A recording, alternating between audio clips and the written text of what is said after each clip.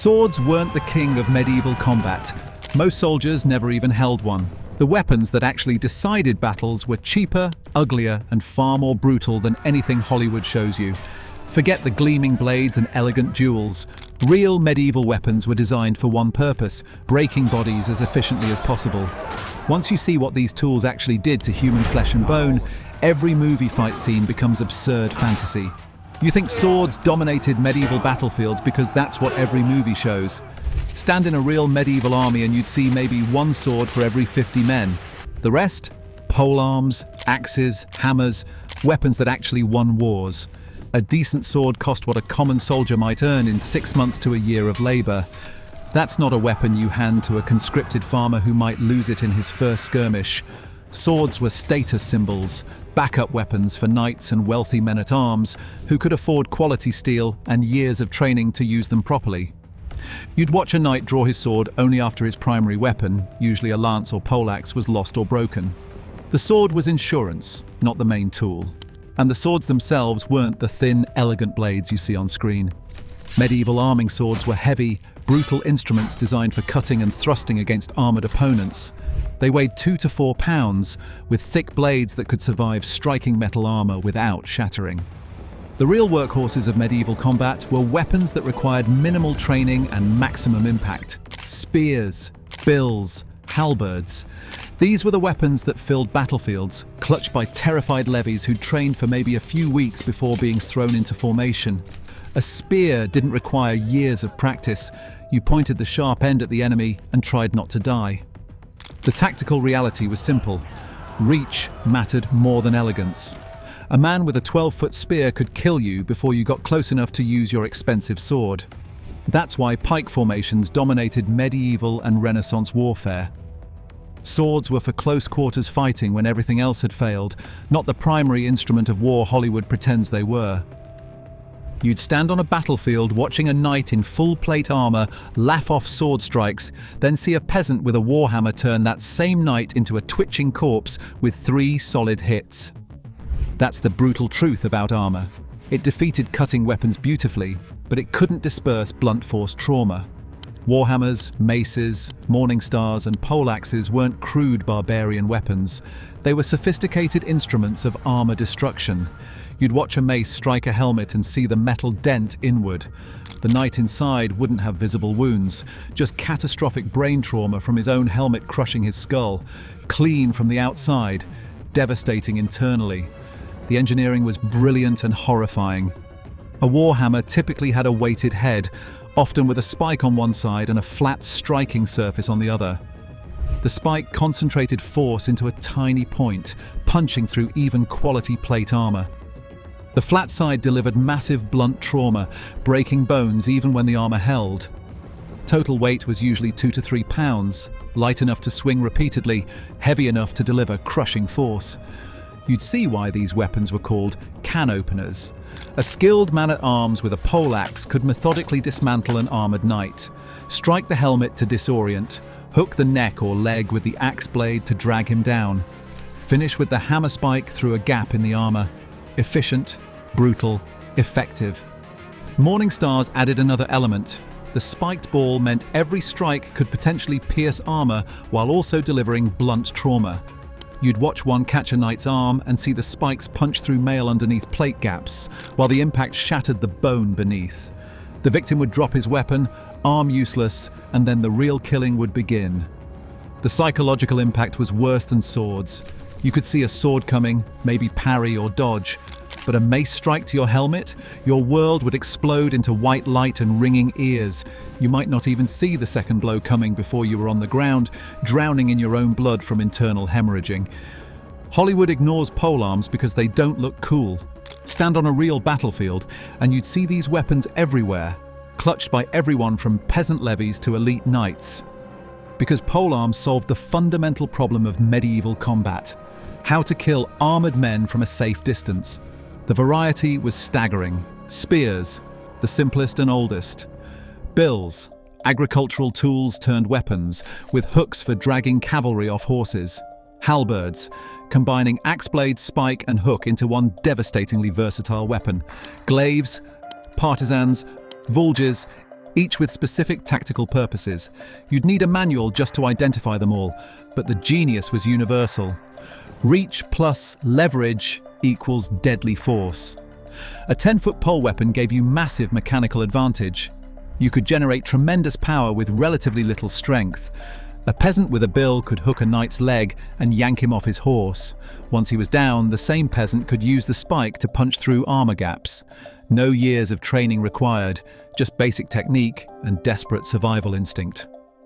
The tactical dominance of polearms is why pike formations became standard across Europe. Swiss pikemen were legendary, not because they were superhuman, but because they understood a simple truth. A forest of 18-foot pikes was nearly impossible to penetrate. Cavalry charged and impaled themselves.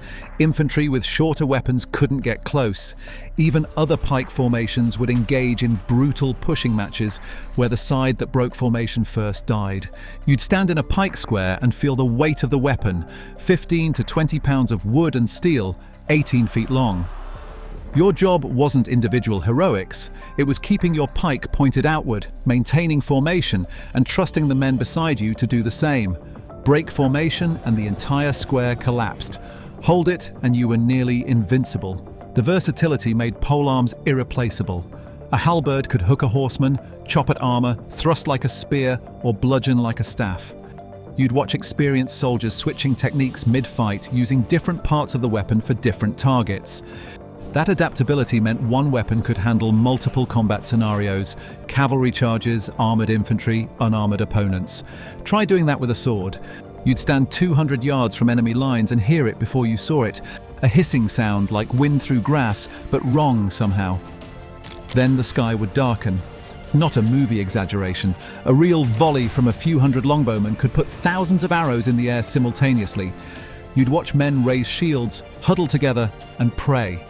The bodkin point, a narrow, armor-piercing arrowhead, could punch through mail at close range. Not always, and not guaranteed, but enough that arrows remained deadly throughout the medieval period.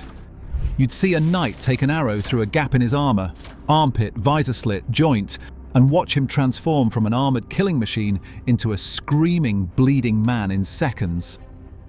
But the real power of arrows wasn't killing, it was control. Volleys forced enemies to raise shields, slowing their advance, forced them to bunch up, making them easier targets, forced cavalry to approach cautiously instead of charging. You'd watch an entire army's momentum die under sustained arrow fire, not because everyone was hit, but because no one wanted to be the next casualty. Longbows required years of training and tremendous strength. Draw weights of 100 to 150 pounds were common. English archers trained from childhood, developing skeletal deformities from the repetitive stress. You'd see men who could shoot 10 to 12 arrows per minute, each one powerful enough to kill at 200 yards. That rate of fire turned individual archers into area denial weapons. Crossbows solved the training problem. A peasant could learn to use a crossbow in a day. The mechanical advantage meant even relatively weak soldiers could generate lethal force. Draw weight could exceed 600 pounds on military crossbows, using mechanical aids like cranioquins or goat's foot levers.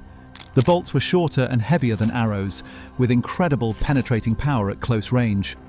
The church tried banning crossbows in 1139 as hateful to God, too effective, too deadly, too likely to kill knights and nobles who were supposed to be protected by expensive armor.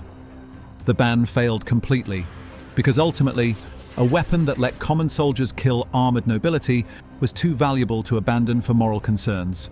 Hollywood shows clean kills, quick deaths, bodies that fall dramatically and lie still. Stand on a real battlefield and you'd see what medieval weapons actually did to flesh and bone, and why survivors were often more horrifying than the dead. A sword cut to the head with a sharpened blade could cleave through skull bone. You'd see men walking around with portions of their skull missing, brain visible, somehow still alive and conscious for minutes or even hours. The human body's ability to survive catastrophic trauma was both miraculous and horrifying. Arrow wounds were insidious.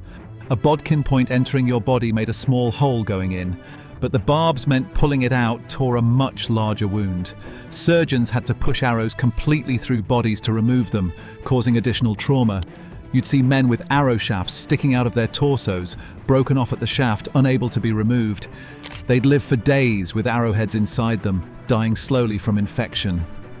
Mace strikes to the torso shattered ribs. You'd hear them crack, a sound like green wood breaking. The broken ribs would puncture lungs and organs. The victim would drown in his own blood, gasping and choking, taking minutes to die while everyone around him kept fighting. Facial wounds were common and devastating. No full helmets for most soldiers, just open-faced helms or leather caps. You'd see men with jaws shattered, noses split open, eyes destroyed. They'd survive the battle and live for years afterward, hideously disfigured, unable to eat solid food, breathing through holes in their faces. Medieval medicine could stitch wounds but couldn't reconstruct faces or prevent infections. The smell of a battlefield hours after fighting stopped was something you'd never forget. Blood, shit, vomit, and the particular smell of opened bodies. You'd step over intestines spilled across the ground, see men clutching their stomachs trying to hold their guts inside. Some wounds were so terrible that death was a mercy, but death often took its time arriving. Movie fight scenes show skilled swordsmen elegantly dueling, armor providing reliable protection, and wounds that kill quickly or don't matter. Stand in real medieval combat and you'd discover none of that was true, and believing it was could get you killed. Your modern psychology wouldn't prepare you for the reality. You think you understand violence from movies and games. But the first time you smelled opened bodies, heard the particular wet sounds of steel in flesh, saw a man screaming with his jaw hanging by strips of meat, your mind would reject it. Many soldiers vomited their first time in combat. Some froze completely, unable to process what they were experiencing. The weapons weren't tools of honor or skill, they were instruments of industrial killing. A warhammer to the head wasn't a dramatic duel, it was an execution disguised as combat. Polearms weren't elegant, they were efficient murder tools designed to kill as many men as possible before they could fight back. And the aftermath. Hollywood warriors shake off injuries and keep fighting. Real soldiers with serious wounds went into shock. You'd see men sitting quietly, staring at nothing, while blood pumped from severed arteries, their bodies shutting down. Some begged for water, some begged for their mothers, most just wanted the pain to stop. The truth about medieval weapons is uncomfortable. They were designed to break human bodies in the most efficient ways possible, refined over centuries of warfare. Every innovation made killing easier, more reliable, more devastating. The sword, Hollywood's favorite weapon, was an afterthought, a backup for when the real instruments of war had failed or broken. Strip away the fantasy and medieval weapons reveal brutal truths about warfare. Effectiveness mattered more than aesthetics. Simplicity beat complexity. Weapons that required minimal training but maximum impact dominated battlefields. The evolution was logical and horrifying. Early medieval warfare featured mostly spears and axes, simple, cheap, effective. As armor improved, weapons evolved to defeat it. Crossbows to penetrate from range, poleaxes and warhammers to crush up close. Each innovation sparked counter-innovations in armor, which sparked new weapons, in an arms race that lasted centuries. The psychological dimension was as important as the physical. Weapons that terrified enemies were more valuable than weapons that merely killed them. Crossbows were banned by the church partly because they were too psychologically devastating. The idea that a peasant could kill an armored knight from 100 yards away undermined the entire social order. The lesson medieval weapons taught was uncomfortable. Warfare is about breaking bodies and breaking will. The side with weapons that did both most effectively won. Swords were beautiful and symbolic, but polearms, hammers, and massed archers decided actual battles. Hollywood celebrates the symbol and ignores the reality. When you watch a movie battle scene now, remember, almost everything is wrong. The weapons are wrong, the techniques are wrong, the wounds are wrong. The real instruments of medieval war were uglier, cheaper, and far more brutal than any director wants to show you. Because the truth about medieval weapons isn't romantic or inspiring.